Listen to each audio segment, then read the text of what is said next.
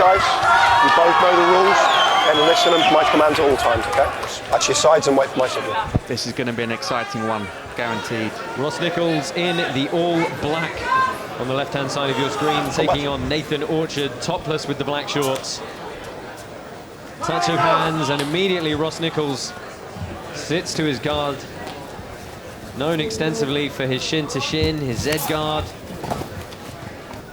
He's looking to turn Orchard's knee away early as Orchard looks to backstep and snap down on the head. Nathan looking bigger of the two gentlemen. Yeah, absolutely. Very aggressive start here. He looks to roll over the Kimura trap. Inversion from Nicholls to defend. Nicholls trying to scurry his hooks inside, and he's swept to top position here. He's on the next straight away. Guillotine attempt for Ross Nicholls. Using it to pass, a nice tactic. I mean, it's one of the, look, Ross Nicholls is a black belt under Roger Gracie. Obviously, the 10th Planet system, a black belt under Eddie Bravo for Nathan Orchard. You know, when we think traditional pass, mount, take the back jiu-jitsu, you know, we do lean perhaps more towards the Roger Gracie style of jiu-jitsu, but Nathan Orchard coming back on top here.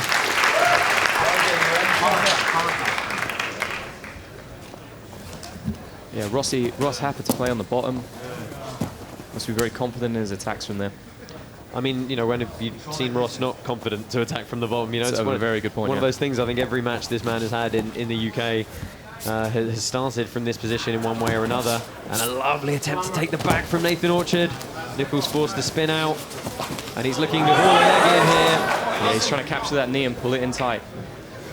Nathan just very aware of it and keeps the pressure away. You know, the only other factor I could possibly think that could come into this is just the competition frequency. Ross Nicholls has done 30 submission-only matches this year, submitted 27 of his opponents, a huge number of black belts he's submitted in the last month alone at competitions preparing for this event. Nathan Orchard has been a little bit less prevalent over the last year or so. He's had some excellent performances on EBI. Obviously, he moved into doing some combat jiu-jitsu. But you got to say perhaps just the volume of competitions preparing for this is going the way of Ross Nicholls. Yeah, and if you add that to the fact that Ross is competing on home turf, I think that's going to make him even more confident. Well, let's see, because Nathan Orchard is one tough human being to deal with on the mat. Been training out in Thailand recently. He's looking to fight for this inside control. Pressure that on. Pressure that under. Keep that until it turns into the more.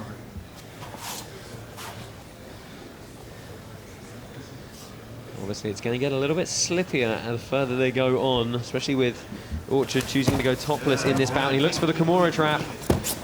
Nicholls scrambling. It looks like he's got a good bite on that arm. He's going to try and take the back. And again, Nicholls manages to stay his way out.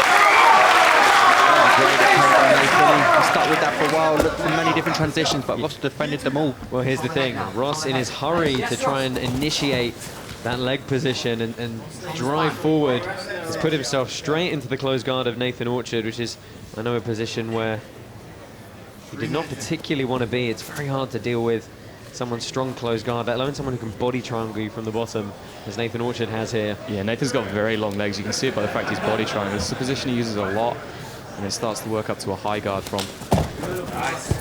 Well, Nicholls managing to split the guard there. Back to the feet momentarily, but let's see if, there we go, Nicholls sits down again. I know that's one thing that Ross is always very proud of in his matches, is the speed with which he consistently pushes forward. There's not really downtime after the scrambles. It's just 15 minutes of work rate, but again, he's got to defend this Kimura trap from Orchard. Yeah, anytime they're in that kind of open guard position, Nathan seems to be diving over and trying to attack that Kimura grip. It's a powerful grip to use. That's it. Nicholls reinforces under his own leg. Manages to free the grip again. We're coming up to through the first 5 here, and you think perhaps it's going to lean towards Nathan Orchard for pushing the pace with those Kimura attempts. Yeah, I think that's a fair assessment, Josh. I'd give that first third to Nathan. Well, of course, you know, our opinion doesn't actually matter, much as we would like it to. It's going to come down to UFC referee Mark Goddard, UFC analyst Dan Hardy, and black belt David Anuma. They are the ones who are going to have to make this decision in all these bouts tonight if they go the distance. Nicholls back to this seated position again, trying to keep that head active in front. I think we're going to keep seeing some flying entries by Nathan. He's trying to solve this riddle and he's got a big bag of tricks to pull from. So Nicholls with the 2-on-1, trying to haul him in. Get involved on social media tonight, hashtag Polaris7. We thank you for joining us, all live and exclusive on UFC Fight Pass.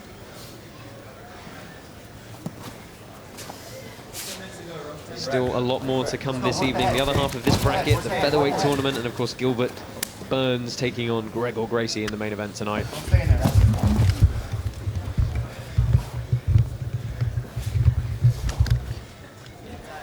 Nathan's doing a good job at the moment of just shutting down Ross's entries into the leg locks. He's using that collar tie to great effect and that Kimura trap as well. Well, he looks for a heel hook briefly, then drives forward again. Forces Nicholls to re-establish those frames.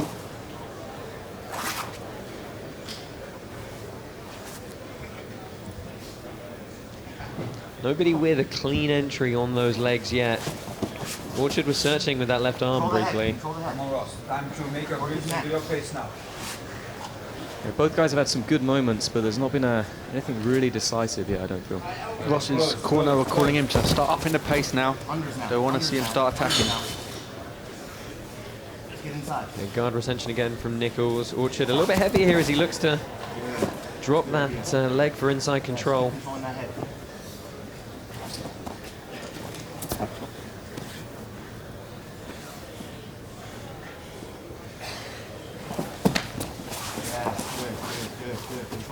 Nicholls turtling out to stop the guard pass again with the Kimura roll, and Nicholls ready for it this time. And he's back on top. Yeah, he's in a good position. Obviously, he's now caught in the lockdown. Very well-known tempo in that position. Yeah, and heading on control up the top for Orchard here. He's really trying to stretch Nicholls out. Ross has just got his left shin inside of Nathan's right thigh, which is going to help him a little bit, try to loosen up that lockdown, free his right leg up. Yeah, absolutely helping him frame a little bit here. And the question is, will Nicholls fall back for a leg from this position, or will he try and advance to the upper body a bit more?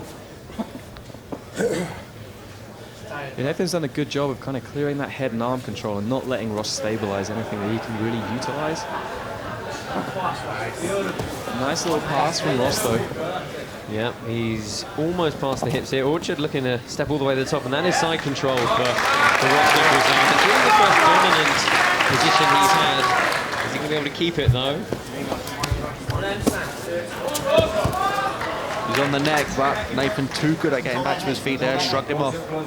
I mean, just the explosivity of some of these athletes, it's just so hard to maintain those control positions. You know, it really does become about securing those grips opportunistically in the scrambles. And Nathan obviously has that pro MMA background, so that's going to really help him with the explosiveness. That's right. Looks to dive past with the underhook. Keep that. Show arm. Yeah, Nathan just tying up that head and arm now. And Nicholls with his Z guard again, looking to sweep and come on top. Sneaking for a DAS maybe, arming guillotine. Yeah, looking for it again. He's going to come out with the guard pass in the north-south. And you see Orchard went two hands to the wrist straight away, and it's just so hard to secure any kind of front choke or guillotine if they get straight on that wrist control and really look to well, we've got another cut here. It's under Orchard's left eye, and this is quite unusual. We've had two tonight, and it's very rare on Polaris. It really is, and it looks like perhaps a clash of heads, possibly. At least it's under the eye, so blood's not going to interfere. Nicholls just wading into the crowd, Smiling and looking very, very fresh still.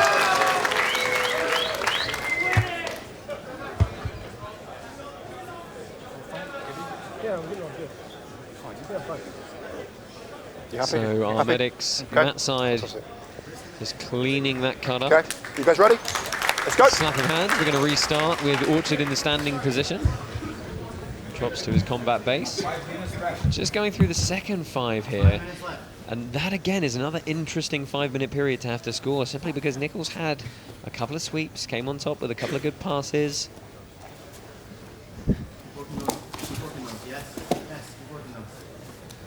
Orchard trying to bulldog his way past. Yeah, Nicholls just managed to recover back to that Z guard again. Position's very good for him.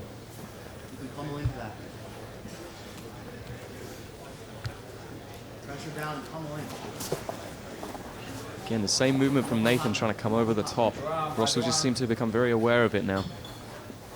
Yeah, I mean, how many times is he going to go to the well on the diving pass and, you know, not telegraph it a little bit more as the fatigue sets in?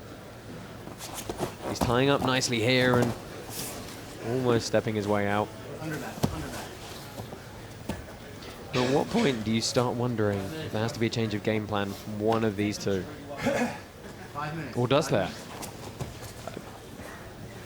It's a very good question, Josh.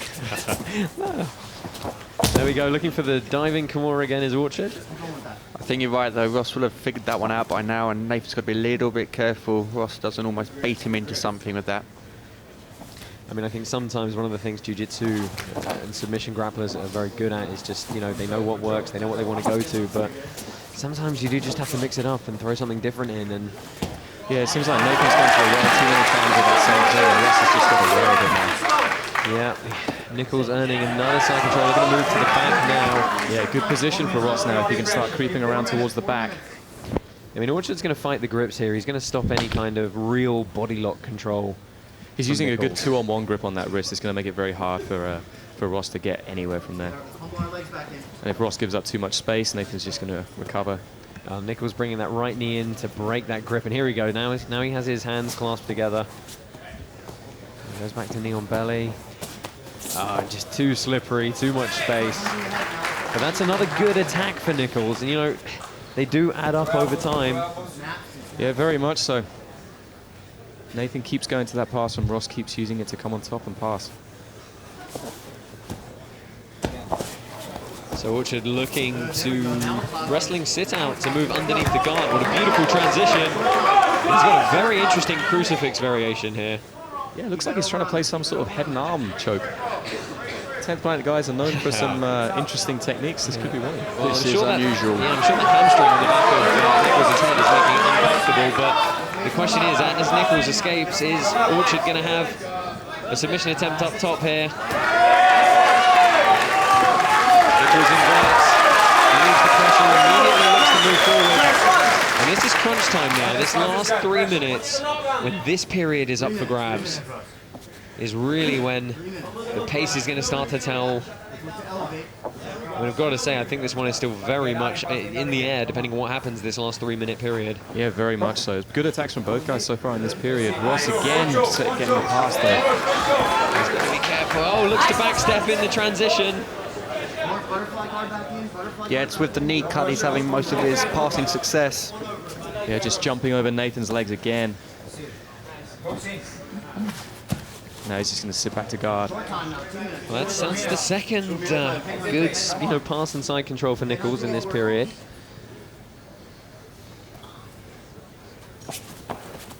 Orchard looks to leg drag by.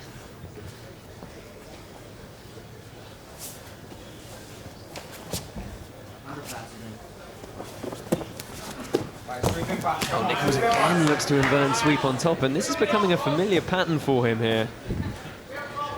Let's go, we gotta get some attacks going here. And you hear the corner. Again with the pass for Ross. Yeah, you hear the corner of Nathan Orchard saying he needs some attacks going, and he very much does. He's looking for a triangle here. And this is going to be uncomfortable for Nicholls. Can he get enough angle to really crank on the head? Ross just great timing to get to the knee on belly as well. Yeah, well, every time Orchard tries to escape, Nicholls stabilizes with the knee on belly, but he hasn't been able to progress any further than that yet. Possibly to mount now, back with hooks as well is an option. Yeah, he's creeping up around the neck now. Can't really see what Nathan's doing with his grips. Yeah, full mount for Ross Nicholls now, and this is really, and I think unless Nathan Orchard submits him, has put this final 5-minute period beyond question. Yeah, very good position for Ross. Probably the best one of the fight there. He's got a minute to work here. It's a very tight mount. He's got his feet properly crossed under Nathan's back there. Not trying to keep Nathan's arms lifted out of the game, but excellent bridge there to reverse positions. And immediately Nicholls says, no close guard for me. Straight back to his Z guard. And there's Orchard looking to fish inside again. Yeah, trying to attack that leg. I mean, you've really seen the evolution of the half guard to a certain extent as a defensive measure against, having to stop those leg entries from the top position. Yeah, this half butterfly position has become very, very common, and guys fighting for that inside control. Last 20 seconds here. The corner of Ross Nicholls calling for another sweep as he looks for shin on shin. Yeah, Nathan trying to back step around, just go to a leg lock. Again, the same attack again. And the same Kimura. Nicholls is going to scramble out of this one. And we're going to go to another judge's decision here. And that was a great technical fight. Both those guys had their moment, but the Polaris judging criteria is splitting that 15-minute period down into 3 separate 5-minute events. And we're going to see which way the judges are going. Guys, what was the highlights for you in that encounter? I think, both guys had some great technical work there. Nathan was really trying to use this Kimura grip to pass. But Ross, in the second 2 periods, seemed to figure it out and then use that to come on top repeatedly and get past. And for me, the best position of the fight was that position of mount at the end that Ross had. We can see here, Ross just using that position again to sweep and pass. Yeah, I'm sure these two would like to go at it again. Very, very well matched. Ross seemed to figure it out a bit the longer the fight went on, but plenty of fight in both of these guys. Yeah, can you hear the crowd getting behind Ross, obviously the hometown favourite. I really think it comes down to how they scored that second period again. This was that strong mount, but an awesome bridge to reverse by Nathan Orchard. Let's pass you over to our judges for the decision. Ladies and gentlemen, after 15 minutes of action, we go to the judges' scorecards. Your winner and moving on to contend for the Polaris Welterweight Championship by unanimous decision, Ross Nicholls.